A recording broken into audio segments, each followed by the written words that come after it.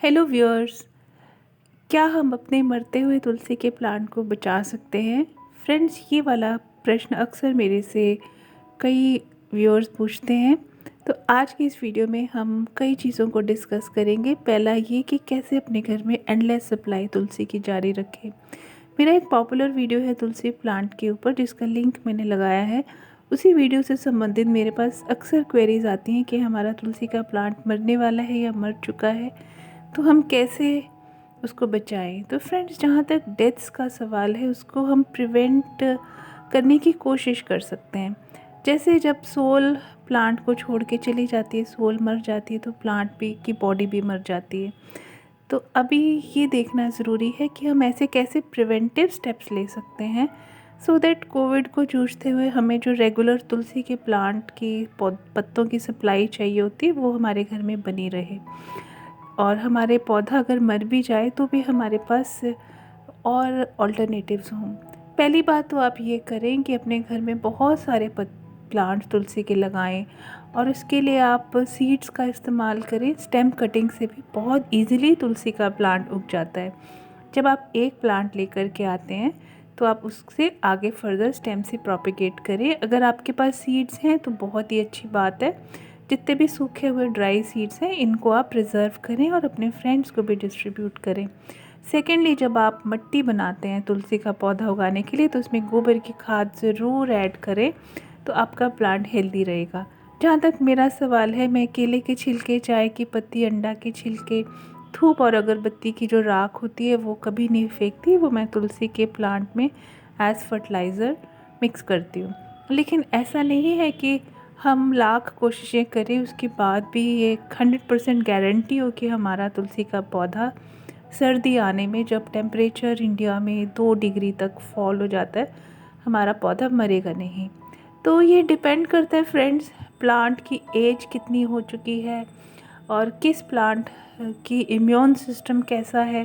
क्योंकि जैसे ही हम लोगों के अलग अलग शरीर अलग अलग बीमारियों को अलग तरीके से रिस्पॉन्ड करते हैं। जैसे हम अपने पेशेंट्स को सेम ट्रीटमेंट देते हैं, लेकिन उसी दवाई से कुछ पेशेंट्स 1 दिन में ठीक हो जाते हैं, कुछ 3 दिन में ठीक होते हैं, कुछ 5 दिन में ठीक होते हैं, कुछ 1 महीने में ठीक होते हैं, और कुछ पेशेंट्स नहीं ठीक हो पाते हैं और उनकी डेथ हो जाती है। तो ये कहना मुश्किल होता है। आप इसी तरह देखें, ये छोटे से गमले में लगाया हुआ प्लांट, जब सर्दी थी उस समय ऐसा लग रहा था कि ये वाला प्लांट भी मर जाएगा। और मैं आपको दिखाऊंगी इसकी जो ये सारी ब्रांचेस हैं, टहनियाँ जो टर्मिनल हैं, ये सारी की सारी सूखी हुई हैं। और ये टहनियों को देख के कोई भी अगर बिगनर होता तो वो इस प्लांट को भी उखाड़ फेंकता और ये समझ लेते कि ये प्लांट भी मर गया है। तो जब भी आपको ऐसे लगे प्लांट सूख गया है, तो आपने ये काम करना है, प्लांट को डिस्कार्ड नहीं करना है। ऐसे खुरच के देखें, देखें स्टेम इसकी ब्राउन है। तो जब सर्दी थी तब भी इसमें ऐसे ही था, पूरा सूख गया था ये। फिर क्या हुआ, ये गमला छोटा था तो इसको आराम से ड्रैग हो जाता है, तो इसको जहाँ जहाँ धूप आई वहाँ वहाँ शिफ्ट किया गया, तो धीरे धीरे इसमें हरी हरी पत्तियाँ आना शुरू हो गई।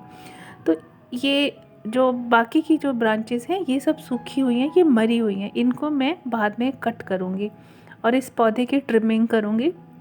फिर ये दोबारा से इसको थोड़ा अच्छा फर्टिलाइज़र डालेंगे तो फिर ये हरा भरा हो जाएगा। लेकिन ये दोनों ही प्लांट कॉर्नर में इसलिए मैंने रखे हैं, आपको डिफरेंस दिखाने के लिए, कि एक डेड प्लांट है और एक ये डाइंग प्लांट था। ये मरा नहीं था, पर बाहर से सुपरफिशली लग रहा था कि ये मर गया है।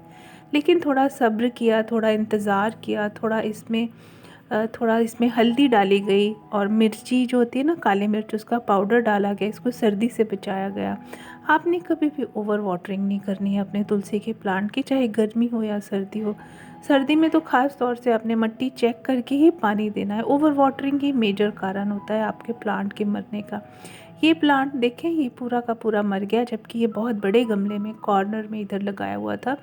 इसी तरीके के और बड़े बड़े गमलों में भी तुलसी के प्लांट्स लगाएं, लेकिन ये बहुत अच्छे से विंटर्स में सरवाइव करे।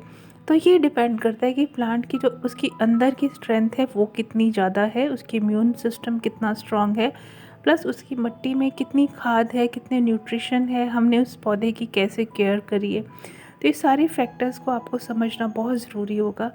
जैसे ही सर्दी आए, आप अपने पौधों में हल्दी डालें, उसके साथ थोड़ी सी ब्लैक पेपर का पाउडर डालें। मैंने इस पे काफ़ी वीडियोस पहले भी बनाए हैं, मैं सब तुलसी के वीडियोस के लिंक्स लगा दूँगी। सीड्स आपके पास जब भी हों उनको कट करके लिफाफे में डाल के एयरटाइट कंटेनर में डाल के रखें, प्रिजर्व करें। रेगुलरली आप जर्मिनेट करते रहें, सीड्स को स्टेम से उगाते रहें। सर्दी आने से पहले नर्सरी से जा कर के कुछ एक्स्ट्रा प्लांट्स खरीद करके ले आएँ। मल्टीपल प्लांटर्स तैयार करें और अपने पौधे की आप रेगुलर गुडाई करें, कटिंग करें और फिर उसको धूप में रखें। थोड़ा सा केयर देना पड़ता है। एक बार प्लांट मैच्योर हो जाता है, बड़ा हो जाता है, तो उसका इम्यून सिस्टम स्ट्रॉन्ग हो जाता है, तो हमारा प्लांट सर्दी को झेल लेता है। लेकिन जो बिगनर्स होते हैं उनका प्लांट मर जाता है तो वो काफ़ी डिसहार्टन हो जाते हैं। और एक चीज़ और आप कर सकते हैं, जैसे आपका पौधा बीमार है तो आप उसमें थोड़ा सा एलोवेरा का जूस भी डाल सकते हैं और एप्सम सॉल्ट डालें।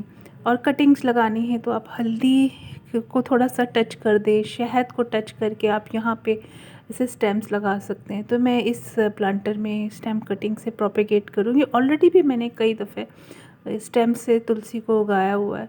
बस ऐसे छोटे मोटे पॉइंट्स होते हैं जो आप ख्याल रखेंगे तो ज़रूर आपका प्लांट जो है मरेगा नहीं। बस मेजर बात जो आपने ख्याल रखनी है, कभी भी ओवर वाटरिंग नहीं करें। Thank you so much for watching. Take care and bye.